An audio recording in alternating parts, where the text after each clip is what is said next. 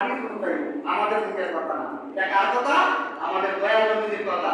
আসাই হোসেনকে যারা ভালোবাসবে তারা আলী নবীকে ভালোবাসে, ঠিক না? ঠিক। আইয়ে যারা এজিদকে মহব্বত করে লাগিয়া রহমাতুল্লাহ আলাইহি লাগায় আর উসরিয়া হযরত লাগায়, এরা কখনো রাসূলের আপন হইতে পারে না, রাসূলের ভালোবাসার মানুষ হইতে পারে না। আপনারা কথাটা বুঝতে পারছেন তো? সবাই বলেন আলহামদুলিল্লাহ। আলহামদুলিল্লাহ। আমাদেরকে আসাই হোসেনের ভালোবাসার মধ্যে রেখেছে।